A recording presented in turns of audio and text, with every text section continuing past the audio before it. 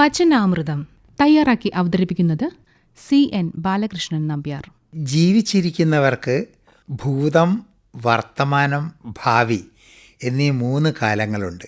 എന്നാൽ മരിച്ചു കഴിഞ്ഞാൽ ഭൂതകാലം മാത്രമേ ഉള്ളൂ. മരിച്ചവർക്ക് വർത്തമാനകാലത്തെ പ്രശ്നങ്ങളെക്കുറിച്ച് വേവലാതിയില്ല, ഭാവിയെക്കുറിച്ച് ആശങ്കയില്ല. വർത്തമാനകാലമാണല്ലോ നാളെ ഭൂതകാലമാവുന്നത്. വർത്തമാനകാലമാവട്ടെ ക്ഷണികവുമാണ്. കാലത്തിൻ്റെ മഹാപ്രവാഹത്തിൽ മനുഷ്യായുസ് എത്ര നൈമിഷികം. ആർക്കാണ് സമയസൂചി നിശ്ചലമാക്കാനോ ഗതി മന്ദമാക്കാനോ സാധിക്കുക?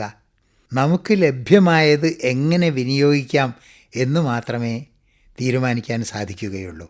ലഭ്യമായ സമയത്തിനുള്ളിൽ തൻ്റെയും സമൂഹത്തിൻ്റെയും നന്മയ്ക്ക് വേണ്ടി ധാർമ്മിക മൂല്യങ്ങളിൽ അടിയുറച്ചുകൊണ്ട് വർത്തമാനകാലം ചെലവഴിക്കുമ്പോൾ അത് ഭാസുരമായ ഭൂതകാലമായി, ചരിത്രമായി അവശേഷിക്കുന്നു.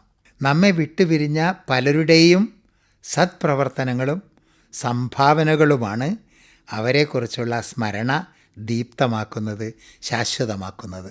വൈരുദ്ധ്യമെന്ന് തോന്നുന്നത് അല്പമാത്രമായ വർത്തമാനകാലത്തെ ഫലപ്രദമായി വിനിയോഗിക്കാതെ നാം ഭൂതകാല സ്മരണകളാൽ വേട്ടയാടപ്പെടുന്നു എന്നതാണ്. മറ്റുള്ളവർ ചെയ്തതും പറഞ്ഞതുമായ അപ്രിയ കാര്യങ്ങൾ നമ്മെ അലോസരപ്പെടുത്തുന്നതും തൻ്റെ തന്നെ അബദ്ധങ്ങളെക്കുറിച്ച് പശ്ചാത്തപിക്കുന്നതും വർത്തമാനകാലത്ത് അനുഷ്ഠിക്കേണ്ട പ്രവർത്തനങ്ങൾക്ക് പ്രതിബന്ധമാവുന്നു.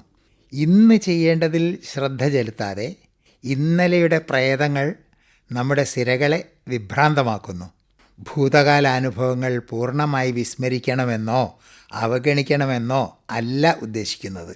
അവയിൽ നിന്ന് പാഠം ഉൾക്കൊണ്ടുകൊണ്ട് കാര്യക്ഷമത വർദ്ധിപ്പിക്കാൻ ശ്രമിക്കണം എന്നാണ്. ഇന്നലകളുടെ ദുർഗന്ധം വമിക്കുന്ന ഭാണ്ഡം ചുമന്നുകൊണ്ട് ജീവിതയാത്ര ദുസ്സഹമാക്കുന്നതിൽ ഒരർത്ഥവുമില്ല. ഭാവിയെക്കുറിച്ചുള്ള ആശങ്കകളും അയഥാർത്ഥ സങ്കല്പങ്ങളും വിശ്വാസങ്ങളും വർത്തമാനകാല പ്രവർത്തനങ്ങളെ പ്രതികൂലമായി ബാധിക്കുന്നു. ഭാവി പ്രവചനാതീതമാണ്. അടുത്ത നിമിഷം എന്ത് സംഭവിക്കുമെന്ന് പോലും നമുക്ക് പ്രവചിക്കാനാവില്ല. ഭാവി ശ്രേയസ്കരമാക്കാൻ ആസൂത്രണം നല്ലത് തന്നെ, അതിനുവേണ്ടി യത്നിക്കുകയും വേണം. എന്നാൽ ഭാവി ഭാസുരമാക്കാൻ വർത്തമാനകാല ജീവിതം ദുരിതപൂർണമാക്കുന്ന അവസ്ഥയ്ക്ക് നാം സാക്ഷ്യം വഹിക്കേണ്ടി വരുന്നു. അവിഹിത മാർഗത്തിൽ പണം സമ്പാദിക്കുന്നതും അഴിമതിയും കള്ളക്കടത്തും സാമ്പത്തിക തട്ടിപ്പുകളും നടത്തുന്നതും ഇന്ന് വാർത്താമാധ്യമങ്ങളുടെ മുഖ്യ പ്രമേയമാണല്ലോ.